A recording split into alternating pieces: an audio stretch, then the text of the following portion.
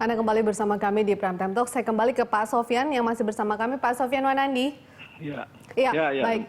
Meskipun ini proyek ambisius, tapi pemerintah optimistis. Kami kemudian salut dan apresiatif dengan hal itu, Pak Sofyan. Tapi kami kemudian menginginkan ada garansi begitu dari pemerintah bahwa ini bisa terrealisasi khususnya dalam 4-5 tahun ke depan begitu. Dan ini bisa tepat sasaran. Artinya kalau Prof. Iwa tadi mengatakan bahwa disesuaikan atau di-adjust dengan pertumbuhan ekonomi saat ini, kan memang kita tahu bahwa kebutuhan listrik pun juga menurun begitu. Artinya pembangunan dengan 35.000 megawatt tambah 7.000 megawatt itu apakah nanti tepat sasaran dan dipergunakan seoptimal mungkin begitu, Pak Sofyan?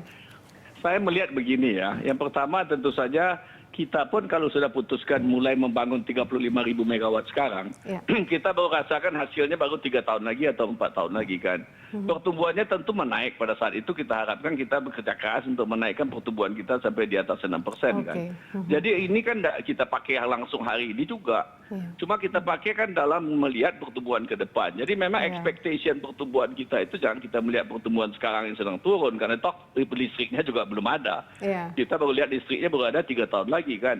Itu menurut saya yang kita harus lihat. Di sinilah kita mesti melihat memang prediksi itu selalu bisa salah. Saya bisa salah, mungkin profesor-profesor sana juga bisa salah kan. Ini kita mesti lihat setelah kejadian ini. Cuma kita harus memecut semua ketinggalan kita ini untuk kita bisa bersaingan ke depan. Jadi saya tidak mau bahwa kita ini pesimis terus dan berdiskusi, sedangkan semua ini kita selama ini tahu bagaimana kita ketinggalan dalam infrastruktur kita. Dan kebetulan sekarang begitu banyak investasi asing, investasi dalam negeri yang mau masuk dalam daripada listrik ini. Yang lain-lain itu saya rasa sulit mereka masuk. Ini kita pakai kesempatannya juga untuk kasih kerjaan buat rakyat kita sekaligus. Dan juga sekaligus membuat juga supaya ada pertumbuhan ekonomi ini juga. Jadi semua ini harus kita gabungkan kepentingan-kepentingan ini. Tentu tidak bisa cepat-cepat besok juga jadi. Kan ini kita tahu 3 tahun lagi jadi kan. Nah inilah yang kita harus selesaikan secepatnya supaya ini barang itu jadi pada waktu kita perlukan. Jangan nanti waktu kita perlukan barang ini nggak jadi lagi, kita tunda-tunda lagi ya. Tapi itu semua bisa berpendapat, tapi kasih kesempatan kepada pemerintah dibantu. Kalau memang tidak tercapai ya sudah. Saya pikir kita harus tentu menanggung akibatnya bahwa kita kalah bersaingan dengan negara-negara luar lagi kan.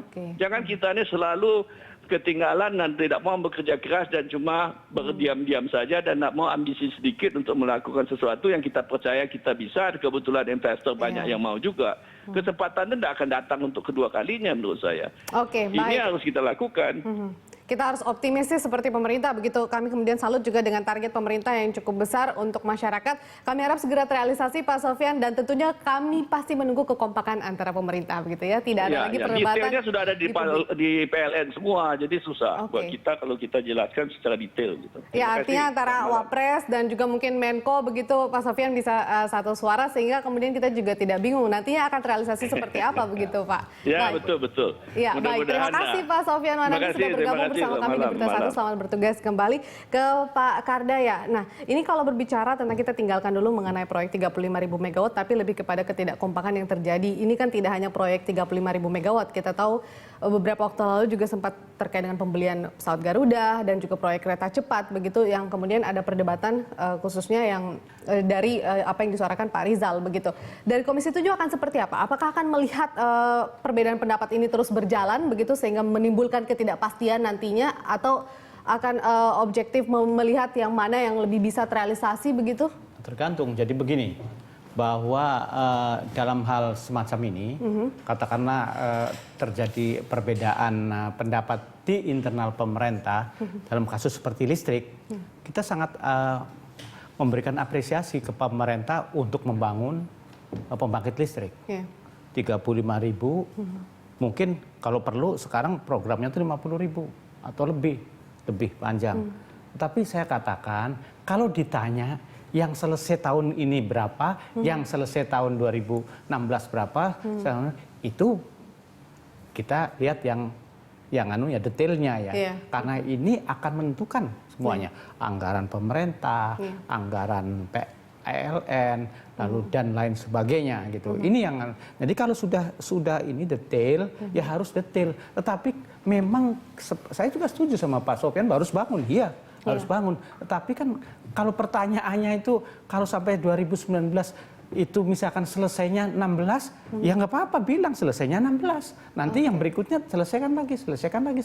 Nah, planning inilah yang penting. Makanya pemerintah itu perlu membuat planning yang nah, permasalahan ada dua pendapat atau dua mazhab kalau saya katakan di pemerintah ini. Kalau menurut saya ya harus apa namanya ya tidak baik lah.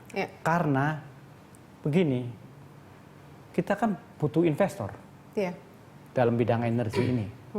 Nah, investor melihat, apalagi nanti dengan investor sesama pemerintah aja nggak satu ini kan repot. Dan di bidang energi ini perlu saya sampaikan bahwa di bidang minyak, beberapa perusahaan minyak yang bekerja di Indonesia, perusahaan besar, lagi rame-rame menjual asetnya. Yang di Natuna dia tawar-tawarkan. Lalu Laut Jawa dia tawarkan. Ada suatu perusahaan dari Australia, dia sudah menyampaikan bahwa Desember dia akan tutup. Ini karena apa gitu? Ini, nah mungkin salah satu dari sinkronan dalam pemerintah juga membuat kemudian investor ragu begitu ya? Karena yang namanya trust itu tidak bisa dipaksakan. Misalkan begini, menurut saya, perkiraan saya, hitung-hitungan saya misalkan sampai 2019 itu 16.000. Tidak bisa dipaksakan, harus percaya ke 30.000 atau itu kan iya ini kan suatu trust. Investor juga gitu, ada trustnya yang harus diperhatikan. Kita ada tayangan grafik, kita simak sebentar. Ya, ini mengenai gambaran sedikit terkait dengan proyek listrik 35.000 megawatt dari Direktur Utama PLN, Pak Sofyan Basir. Kewajiban PLN hanya 10.000 megawatt, 25.000 megawatt akan dibangun investor atau swasta. Proyek harus selesai dalam 5 tahun. Perlu dana 250 triliun rupiah per tahun untuk proyek 35.000 megawatt. Bisa dikali 4 lah ya Pak ya, bisa berapa kemudian besarannya. Ke Prof. Iwa, Prof, ini masih ada lagi satu, Amin Subekti, Direktur PLN. 35.000 megawatt terdiri dari 20.000 megawatt dari PLTU, 3.700 megawatt dari energi terbarukan, 13.000 megawatt dari gas. Ada satu lagi, kemudian kita lihat untuk membangun 10.000 megawatt PLN perlu dana 609 triliun rupiah. Ini dana dari PLN atau kemudian akan disubsidi pemerintah, kita juga belum tahu. Tapi Prof. Iwa, dulu pernah ada pembangunan 10.000 kalau tidak salah megawatt dari Presiden SBY dulu. Dan itu juga tidak bisa terrealisasi dengan baik. Apakah kendala yang akan dihadapi akan sama begitu dengan pembangunan proyek 35.000 megawatt ini? Menurut saya kendala itu hampir sama, tapi karena pengalaman itu, pengalaman yang lalu, maka pemerintah ada barangkali jurus-jurus untuk menghadapi satu pengalaman tersebut. Masalahnya adalah kembali bahwa kita ini juga saya sebagai akademisi tidak tidak sebodoh yang barangkali diperkirakan oleh pemerintah, bahwa itu suatu proses pembangunan itu bukan seperti membangun membuat telapak tangan seperti bukan sangkur, yang ada proses yang cukup panjang. Pengalaman 10.000 terlihat dari situ. Itu yang paling ini. Nah, yang perlu diingat oleh pemerintah itu adalah harapan masyarakat, harapan saya sebagai akademisi, bahwa kepercayaan. Kepercayaan itu tidak mudah. Tidak mudah. Sekarang menaruh dengan 35.000 megawatt. Saya memperkirakan, saya bilang itu mission impossible. Jadi situ challenge pemerintah. Mampu nggak menghasilkan 35.000 megawatt? Ternyata hanya katakan 16.000 megawatt. Kami udah tidak percaya. Jadi dulu ketika 5 tahun kami akan mengatakan itu hanya menaruh sesuatu angka yang tanpa dasar. Tidak menepati janji begitu ya. Saya akan mengatakan tim kepresidenan ini kerjanya apa? Nanti pada saat realisasi. Jadi trust itu harus bangun. Nah, kita ini kan bisa mampu memprediksi, memperkirakan yang saya kira tidak jauh lah dari apa yang diperkirakan itu. Ada pasti, bukan pasti pas. Kalau ini perkiraan apa yang kita perkirakan dengan yang dicanangkan sangat signifikan sekali, beda setengah lah ya gitu ya. Oke lah, saya mengatakan oke lah pemerintah, saya senang. Biarlah ini anggap aja oleh pemerintah challenge buat saya, tantangan ke pemerintah. Sanggup nggak benar 35.000 megawatt? Saya berandai-andai. Pemerintah berhasil 35.000 megawatt. Ada satu pertanyaan, pemerintah nyiapkan nggak tentang hal yang sangat penting yang mendasar menurut saya adalah sumber daya manusia. Jangan lupa, menurut teman saya praktisi, bahwa 1 megawatt itu membutuhkan 4 orang operator. Artinya 140.000 operator. Sebelum itu beroperasi diperlukan kontraktor, industri, rencana dan sebagainya. Jadi bisa diperkirakan itu adalah kebutuhan kita 600.000 untuk 5 tahun. Berarti tidak hanya infrastrukturnya saja, tapi kemudian apa yang mendukung infrastruktur itu ya? Saya sebagai dosen di tenaga listrik di elektro, 1 tahun elektrik itu hanya mampu menghasilkan 100 orang engineer.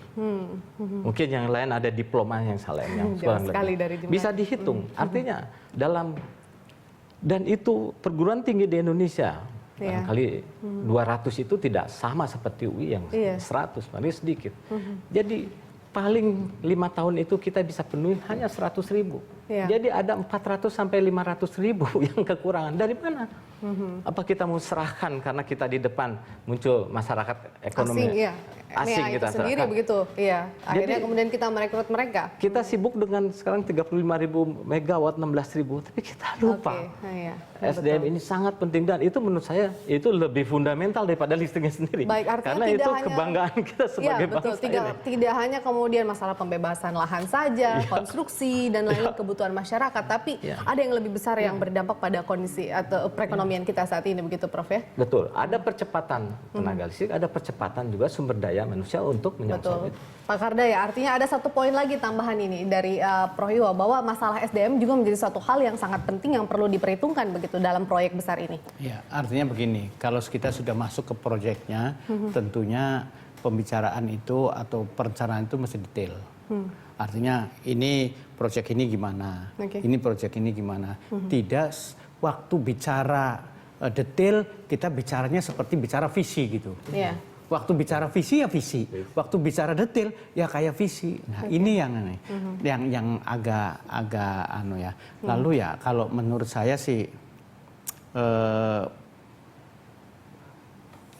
bukan gonjang-ganjing, kegaduhan mengenai angka itu tidak ada manfaatnya lah. Tidak ada manfaatnya gitu. Artinya yang ingin bertahan bahwa harus 35.000 juga itu nggak ada manfaatnya. Ini lakukan. Lalu ya kalau misalkan itu ternyata realisasinya yang realistis 16.000, akui aja kenapa? Betul. Kita punya proyek 35.000, tetapi yang realistisnya saya bikin 2 periode gitu. Ya, yang realistisnya adalah 16.000. Sisanya bagaimana kita akan akan speed up. Mudah-mudahan bisa nambah 5.000. Misalkan lalu ini itu sudah ini. Daripada sekarang ini kita bingung di dalam pemerintah dan belum pernah. Waktu Pak Rizal Ramli menyampaikan kemarin itu di konferensi pers, di sampingnya itu ada direktur utama PLN, dan mereka diam saja ada dirjen listrik, ada ini. Jadi pengertian kita semuanya itu udah. Mungkin kita perlu menghadirkan PLN sebenarnya. Satu suara. Tapi kalau sekarang dikatakan PLN tidak sama, loh, waktu itu diem aja. Diem aja, betul PLN harus juga sumbang suara. Baik, terima kasih Pak Kardaya, Prof Hiwa. Kita bertaruh pada proyek ini dengan angka yang memang cukup fantastis, 35.000 megawatt dan menghabiskan dana yang cukup besar. Tapi kalau itu berhasil, itu adalah kebahagiaan bagi kita juga tentunya. Jadi kita dukung pemerintah apapun kemudian yang bisa pemerintah lakukan dan setidaknya pemerintah bisa lebih kompak dan lebih jujur untuk kita masyarakat.